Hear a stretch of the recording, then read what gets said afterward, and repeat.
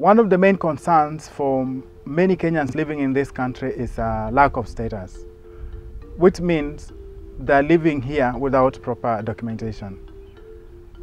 As we all know, many people came in this country to go to school.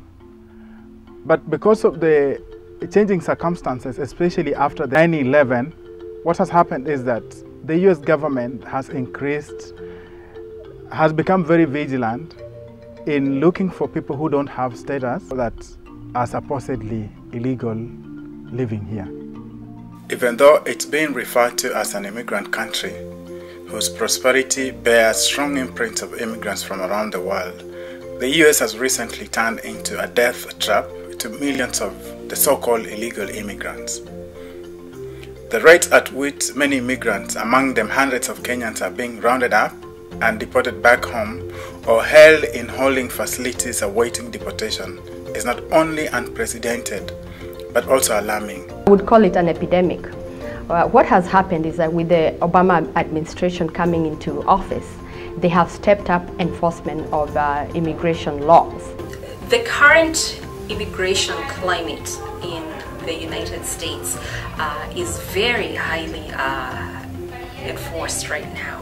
So you have the Department of Homeland Security that has, since September 11th of 2001, consistently stepped up immigration enforcement because the goal is to be able to root out any threats to US security. And a big part of that is immigration enforcement, looking for people that are out of status and flushing them out of the country.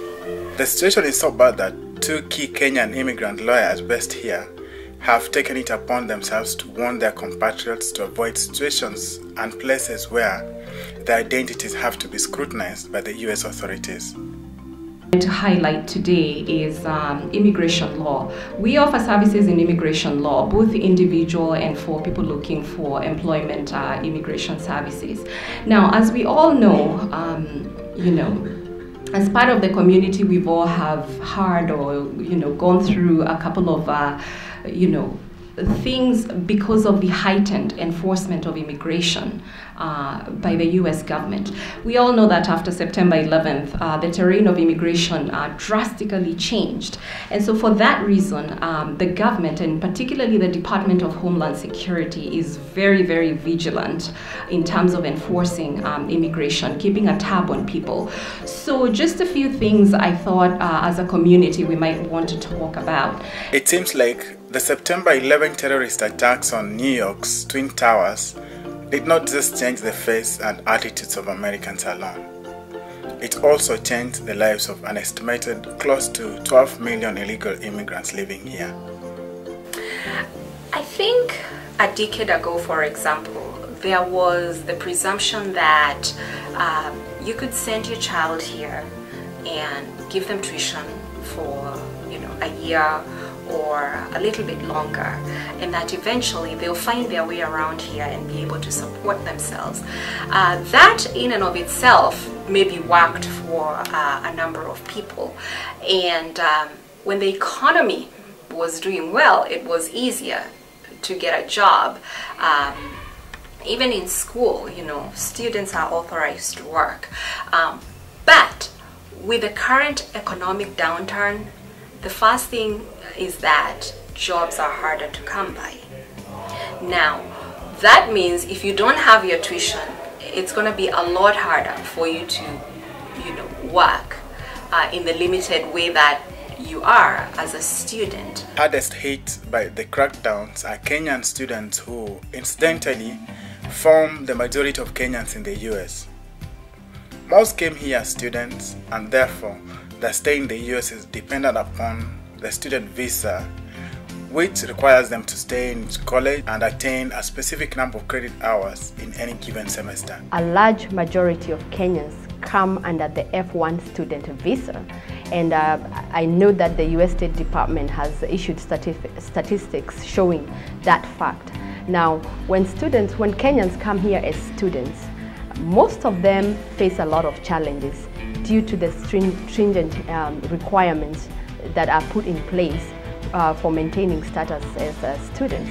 So what normally happens is that most students, when they come here, for various reasons, mostly financial, they are not able to maintain their status. I can put the statistic roughly at maybe 60% of Kenyans that come here as students end up falling out of status. However, because of the recent devastating economic recession, most students have lost their jobs through massive layoffs, or those who had employment within their colleges have had their working hours reduced. Some of you may know the rate of tuition and boarding fees in the US campuses are becoming exorbitant. In the long run, most Africans will not be able to come and study in the US. A high number of Kenyan students have therefore been forced to abandon schooling altogether.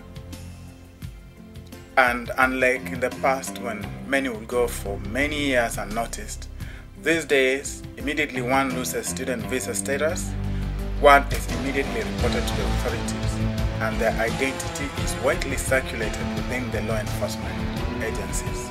If the Immigration and Customs Enforcement officials have decided to charge you with removal, that is to charge you with deportation, now your name gets in the system and it gets distributed around the law enforcement system. So let's say a person, is going to be put in proceedings, as we say. Now, if unfortunately their car collided with someone else and the police came and ran their driver's license and they already had a warrant, it's actually called a warrant, the notice to charge you with removal, it automatically shows that a warrant for immigration charges has been put out against you, and for that reason, yes, they will take you in. As soon as you're done with the traffic issue, then definitely they will hand you over to the ICE to deal with the immigration issue. So the systems have been made more efficient.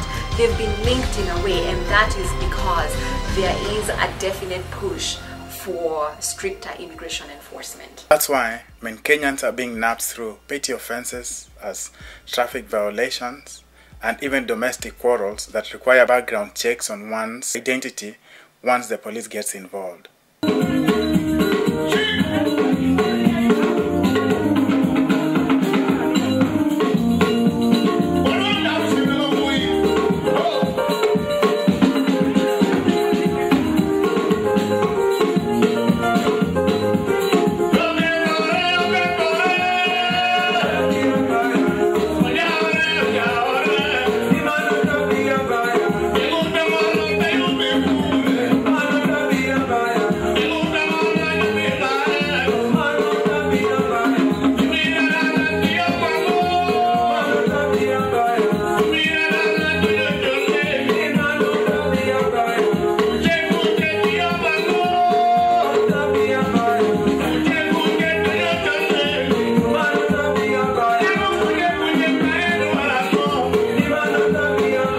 Chris Omalwa, K24, in Delaware, USA.